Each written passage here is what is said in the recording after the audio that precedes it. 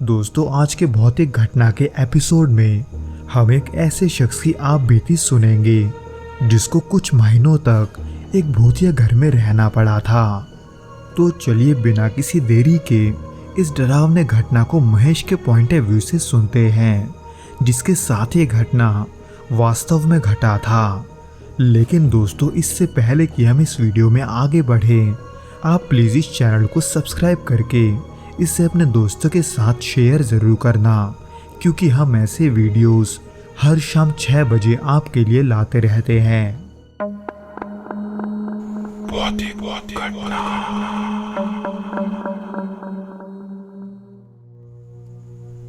ये बात 2012 की है, जब मुझे उत्तर प्रदेश के एक गांव रुद्रपुर में नौकरी की वजह से रहना पड़ा था।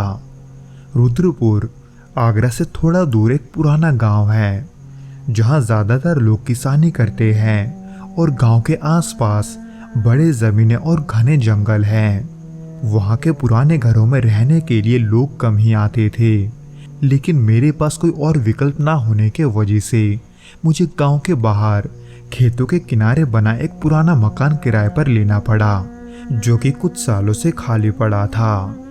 खास करके इसलिए क्योंकि मेरे पहले वहाँ जो रहते थे उस परिवार के बुजुर्ग की मृत्यु उसी घर में हुई थी। पर यह सोचकर कि ये कई साल पहले की बात है, मैं ज़्यादा सोचे समझे बिना ही वहाँ रहने लगा। वो मकान बाहर से जितना शांत और सुस्त था, अंदर से उतना ही अजीब और खामोश लगता था। दीवारों पर सीलन और जालों का जाल बिछा था और खिड़कियों के शीशे भी टूटे हुए थे। दिन में तो वहाँ का माहौल ठीक लगता था, लेकिन शाम होते ही माहौल में एक अजीब सा डरावना सन्नाटा पसर जाता था। जहाँ रहते हुए कुछ रातें तो ठीक ठाक ही गुजरी, लेकिन चौथी रात मेरे साथ कुछ अलग हुआ।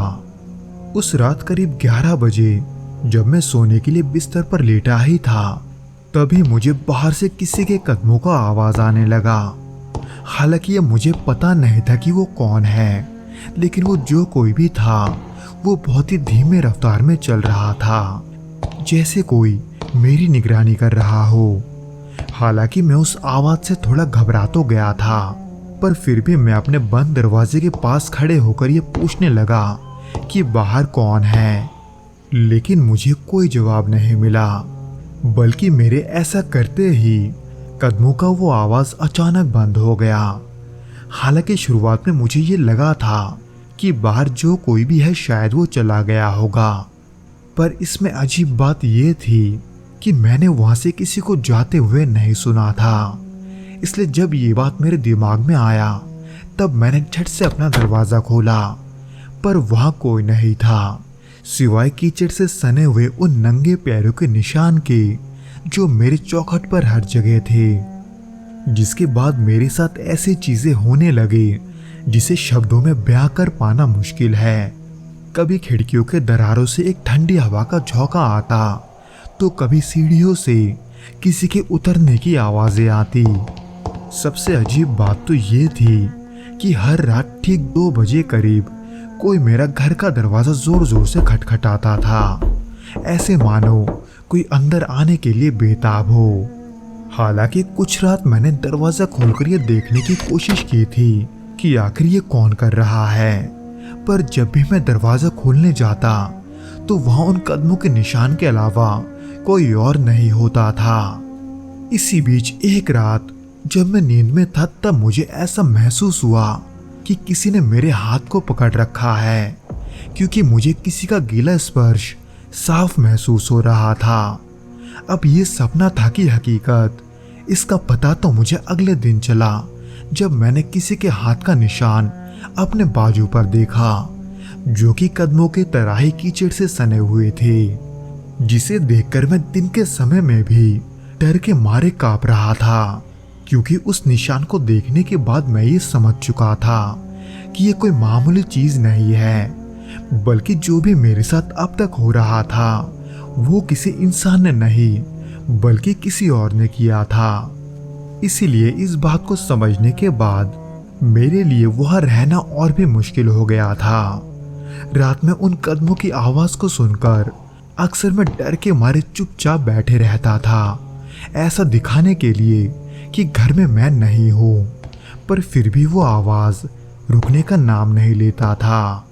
हालांकि मैं उस घर को छोड़कर जा तो सकता था, लेकिन उस समय मुझे कोई ऐसा घर नहीं मिल रहा था जो खाली हो, जिसके वजह से कई ऐसे रातें भी गुजरी हैं जब मुझे डर के मारे नींद नहीं आता था। इसलिए उसी बीच मैंने अपने एक दोस्त की बात मानकर एक पुजारी का मदद लेना ही सही समझा।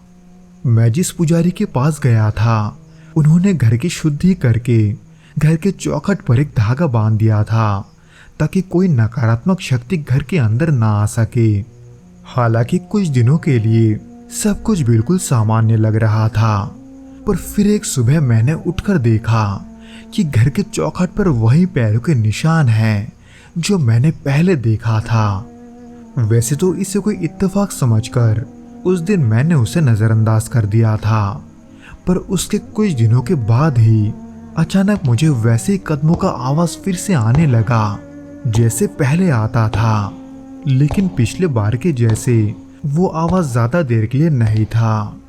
हालांकि ये सब हर रोज तो नहीं होता था, पर जब मुझे रहने के लिए दूसरा घर मिल गया, यानी कि कुछ महीनों के बाद, तब मैं उस घर को छोड़कर नए घर में शिफ्ट हो गया।